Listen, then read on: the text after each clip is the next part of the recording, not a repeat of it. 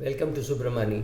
Today I'm going to talk to you about protecting your portfolio from yourself. Even if you have created or if you have created with the help of an IFA or an advisor or whatever, or you have invested in mutual funds, whatever it is, protecting your portfolio from yourself.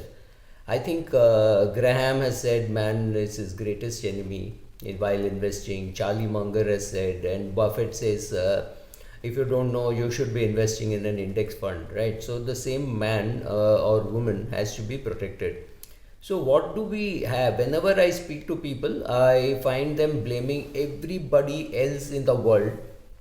They'll blame the economists, they will blame the politicians, they will blame the Chinese virus, they blame their wife, they blame their parents, saying my father did not leave me enough, unlike my cousins who got more, or something like you name it. And then my wrong choice of career, wrong choice of country. I did not migrate. I did not. Travel even within the country, and everybody, economists, banker, bloggers, television channels, everybody can be blamed. But remember, at the end of the day, when you look at your portfolio, there is only one person whom you have to please. That is the person whose face you see while brushing your teeth. And there is a beautiful old English saying which says, "You cannot lie to the man whose face you see while shaving." Right? You can brush your teeth without a mirror, but you very rarely will you shave without a mirror. So you cannot tell a lie to that person saying why you don't have a great portfolio, or it does not really matter. The portfolio does not look at you and say, "Oh, I'm feeling so sorry for you, so I will increase the value." That is not going to happen. So you have to understand that we are all responsible for our actions. We can blame our parents for the career choice, we can blame our parents for the spouse choice, everything fine, it's great to blame, but it does not serve any purpose. So one very important part of growing up is to accept responsibility for what happened, and that we are not good at. We teach children completely wrong things. So if your son, daughter, granddaughter runs and hits a stool or hits a sofa, immediately we go and hit the sofa saying, "Oh, the sofa hit you," right? But the truth is, you have to have the ability to explain to the kid that she ran and hit the sofa which was stationary, right? So from there we start teaching the child that everybody else is responsible for your life, you are not responsible. And when they believe that right at the stage of hitting against a sofa or while investing, they will blame others and not take the blame themselves. Taking the blame yourself for whatever happens in the world is a very very important part of growing up. Today very many of us have grown up without just bypassing that, taking responsibility. And there is enough proof of this, and enough proof can be seen in every country where people are obese. People have no control over what they eat, what they drink, over their sex behavior, over their expenses. They live beyond their means, and they're completely, I mean, there is a survey in the UK, I believe, which says people think that they can get rich by being on reality TV, and maybe it is true for one person or two people. But if it is true for one out of 200,000 or one out of 500,000, then that is not a good number. That is noise, right? So there may be somebody who's done nothing in life except be on television and make money doing that, or maybe blogging without having any great knowledge, but being very popular with that and making money. Yes, but those are the exceptions, those are not the rules. That's not a great career option. You need to know that. You need to be good at something to become a good YouTuber, right? You need to, unless you believe that you can just pick up anything and you can do, maybe 10 people can do, maybe 100 people can do, but not everybody can do that. And you don't know whether YouTube is the way to go for making a great career. I have no clue, right? So for people like me, it has happened at the end of our lives rather than at the beginning of our lives, and I don't make so much money on YouTube that I can live off it, right? So accept responsibility for your action. This is very important while investing.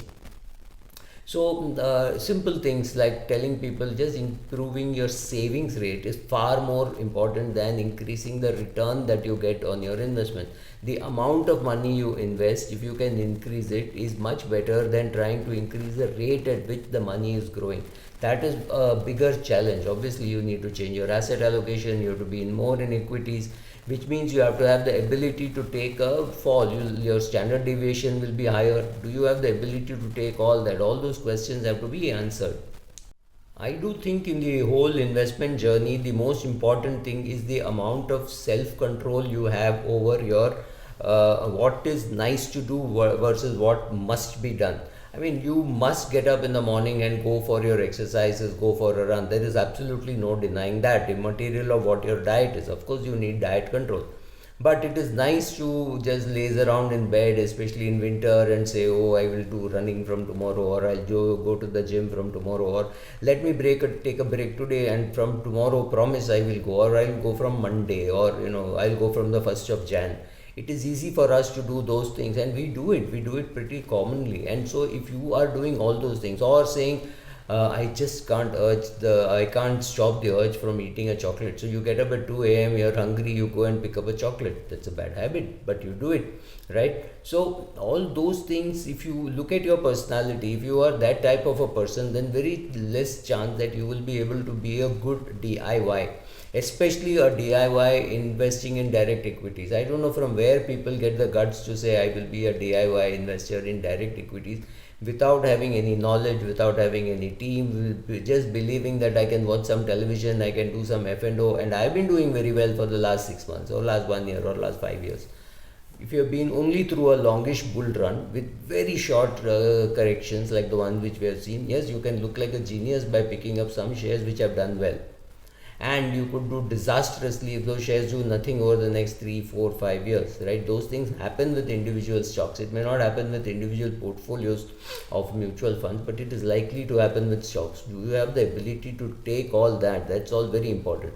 You cannot keep on fooling yourself into believing, no, now it will improve and this will happen. Have benchmarks. If you don't have benchmarks, you don't know whether you're doing well. You may perhaps not even be calculating how much returns you're getting. Then why the hell are you even doing it? Because investing is about putting your money, getting something higher than that, and making sure that you're getting higher than that amount, or that rate of return is a real return post taxes and expenses. If you can't do that, then why are you even investing?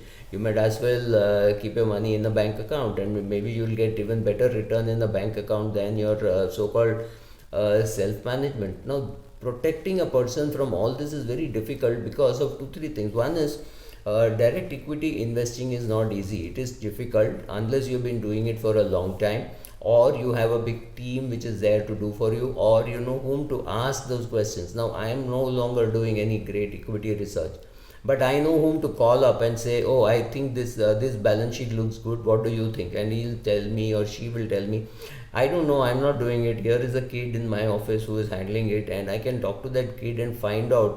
Because that kid will obviously know much more than I will, because he is dealing with that balance sheet on a 365 days basis, right? Now, when you don't have access to all that, would you want to do it? I mean, be my guest. I am not here to say whether you should do it or not do it. But do you have some criteria by which you are comparing yourself on a quarterly basis or a yearly basis? Do you know why you have a share in your portfolio? Why you will have it permanently? I mean, there are some shares which are permanently going to be there in my portfolio. It will require 16 horses to pull you away from those shares in my portfolio. Unless I get some very strong signals of being ESG issues or something like that, then I may pull out. But otherwise, there is no chance why I'm going to get out of those shares. Not that it is perhaps the most efficient way of doing it, but they are there in my portfolio for historic reasons, and I don't see any great reason why I should be changing that, right? So first of all, let us accept that the best person to look after your portfolio is you, and the best person to look after my portfolio is me. But however, we must have the ability to do so. We must have the willingness to do so. We must have the willingness to learn, and we must be having the humility to compare ourselves with a good fund manager or with the index and constantly say, am I adding any value to my portfolio? If you cannot do all these things, then it is not. Or you say, okay, whatever I do, since I am earning let's say 20 lakhs a year and I am spending only 3 lakhs, whatever damage I do to my portfolio, it can't be too much, because I'm still saving about 15 lakhs a year, and that my annual expenses are only 3 lakhs. So every year I'm saving for 5 years. So even 5 more years, if I work, I'll have enough money for the rest of my life. Therefore, it does not matter whether I'm very efficient or inefficient with my portfolio. All I have to do is make sure that I don't lose money, right? So have that clarity. How does this clarity come? First, write your investment philosophy statement, or rather, do your goal setting. Write your investment philosophy statement. Do your risk profiling. Do your asset allocation. Understand all these terms and understand that your risk profile can change with time, with amount of money that you have. And if somebody tells you that at 60 you cannot say take the same risk at 20, just show them Azim Premji or a Ratan Tata, right? So asset allocation is a function of how much money you have, how well you understand the industry, right? Not just your age. So a Niranjan Hiranandani can have a dramatically different portfolio than a Rakesh Jhunjhunwala, and both can be happy that they are right, right? So it doesn't matter whether you have real estate, whether you have equity, whether you have debt. See what you are comfortable with and what you are willing to do, right? Based on all this, your portfolio will perform. And to repeat what I said in the beginning, you cannot tell a lie to the person whose face you see while shaving. And well, this is meant for the men. I don't know what one has to say to the women. Maybe you can't tell a lie to the person whose face you see while brushing your teeth or something like that. Don't lie to yourself. You do whatever analysis you want to do. You don't have to share it with anybody, with your spouse, children. You don't have to put it on any blog. You're not a fund manager. You're not open to scrutiny. Ask yourself the tough questions. Are you willing to invest in learning? Are you doing it already? If you're not doing it, chances are you're underperforming the index. Thank you.